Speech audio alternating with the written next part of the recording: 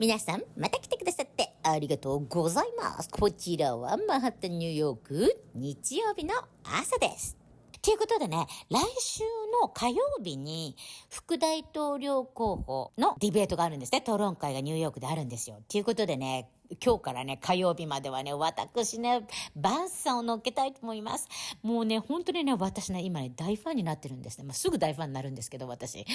RFK も大ファンですし、ビベークさんも大ファンですし、もう JD バンスさん今大ファンなんですね。で、彼のラリー先スピーチも素晴らしいんですけど、必ずね、彼はラリー会場に行ったら、最後に絶対にマスコミからメディアから質問を受けるんですね。質問したい人どうぞっていう感じで。それがね、すごい見事なんで、それも載っけたいと思うんですけど、今日は、まず紹介っていう感じで載っけます。トランプさんとの関係性みたいな感じでね。なぜかっていうとね、日本でね、JD バンスはすごいショートテンパーで、今のポジションを取るためにトランプさんに媚びたんだみたいな感じのことを言ってた人がいたんですね。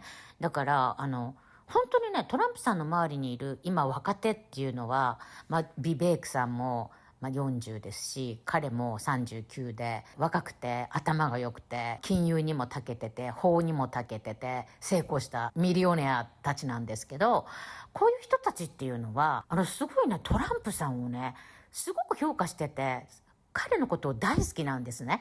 で、それをね、分かってないなと思って、今日はね、それを乗っけてみようと思います。ということで、どうぞ。90% of what you just said, and yet you were on the ticket with Donald Trump. So that makes me think that the Republican Party is actually changing this time. Do you think that's true?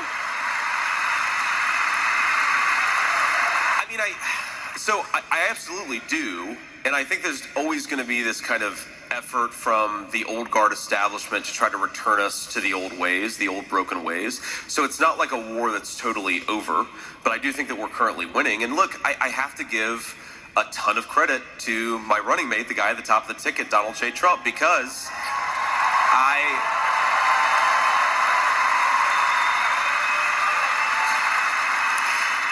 you know this, and probably a lot of you in the audience know this, I was a Trump critic back in 2016.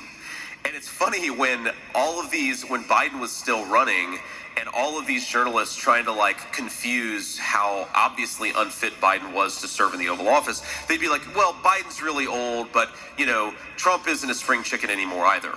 And when people would say that, I'd be like, guys, Donald Trump remembers a tweet that I sent on September 3rd, 2015. He remembers the time, and he remembers exactly what I said to the word.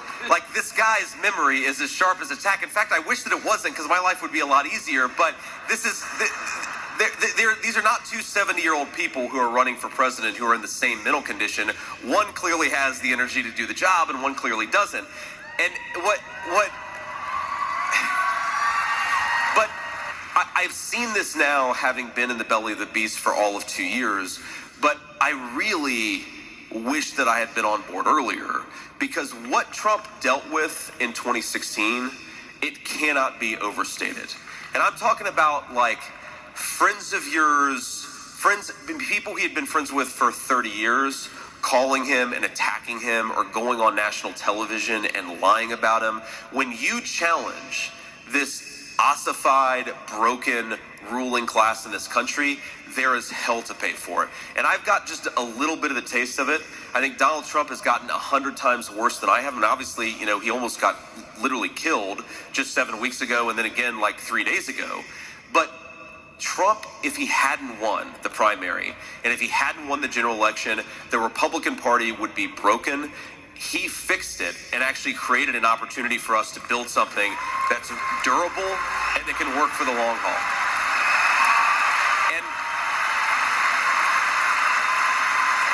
And I think, so I think I was his first endorser in the United States Senate, and all of my political advisors are like, why are you doing this? It's way too early in the primary. And it's because, having not been on board in 2016, I realized that the 2024 primary would really be this sort of fundamentally, no matter who challenged him, and there were a lot of good people fundamentally that challenged him, it would ultimately come down to the old guard versus the pro-worker, pro-America party. And I just knew that's how the dividing lines would ultimately shake out, because the old guard, because a lot of them knew Donald Trump in business, because a lot of them know that he knows what they're up to, they hate him more than almost anybody. And they hate him because he does actually fight for the American people, and he does actually care about the citizens of his own country. And Watching him order at McDonald's is like one of the most amazing things ever. it's hysterical. It's impossible to imagine Carmela, or whatever she's calling herself, Harris, like, talk to the lady behind the counter about the differences in quality and weight and price between the Quarter Pounder and the Big Mac. And he has such strong feelings about it. I mean, he's really thought about it a lot. Well, and again, this goes to his leadership style. Donald Trump actually really cares of what people think. Yeah. So he has absolutely thought to himself, what is the better value between the Quarter Pounder and the Big Mac? And he actually wants to know what the people who work there think about this question. And by the way, like, I have very strong views about this. Like, obviously the Quarter Pounder is a better deal. Right? That's absurd. Without secret sauce, it's not even worth going there. But whatever. I mean, honest people disagree. Marlboro Winston, I get it. You've allowed yourself to be manipulated by the elites. The secret sauce is not the thing that matters. It's the amount of meat. You get way more meat with a Quarter Pounder. And it's obviously, again, people who say that this is fundamentally necessary because unless you import all of these people, that there aren't going to be any jobs. And I actually think that sort of gets it exactly upside down. The reason why people left these communities is because our leadership shipped all of their jobs to Mexico and China and other countries. So if you want to fix the problem, bring economic prosperity back to our country. Don't bring 2,500 or 25,000 foreign laborers into small town America.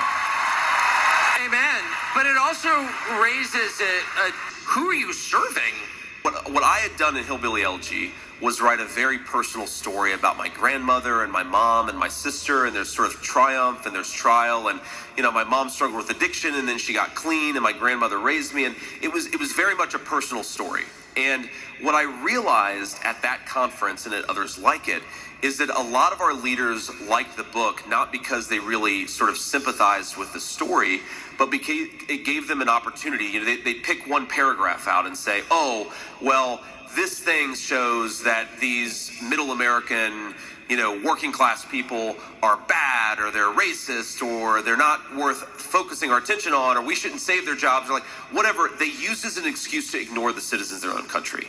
And I started to feel kind of dirty about participating in this way that our leaders used my book to try to look down on their fellow citizens rather than maybe learn something about their fellow citizens and recommit them to making their lives better. And that fundamental breakdown you see in our politics like all the time, Tucker, because look, there is nothing that pisses off America's leadership class. There's nothing that angers Kamala Harris more than when a working class person in the heartland of this country complains about what a bad job she's doing. And when you think about, this charge that our leaders constantly make, they'll say, well, you don't want 20,000 low-wage migrants showing up in your town. You don't want to be evicted from your home to make way for 4 Haitian families who, by the way, are violating zoning laws to live in this house. You're a racist. That's what they'll say.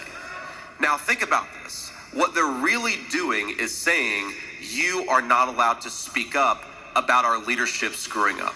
And when you realize this is the game that they play, I mean, look, I think we should genuinely endeavor to look at every human being as a child of God, whether they're black, white, brown, or anything else. I think that is an absolutely good principle.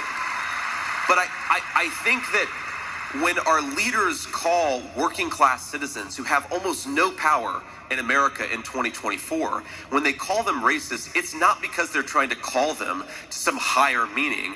They're not trying to convince them to be more compassionate to their fellow man. They're trying to silence them and shut them up. And when you realize that our leadership is willing to take the compassion, like what's best in us, that we love our fellow man and we love our fellow Americans, and use it as a weapon to silence people, you realize that Kamala Harris and everybody like her, it is a disgusting game that they play, and we have to reject it.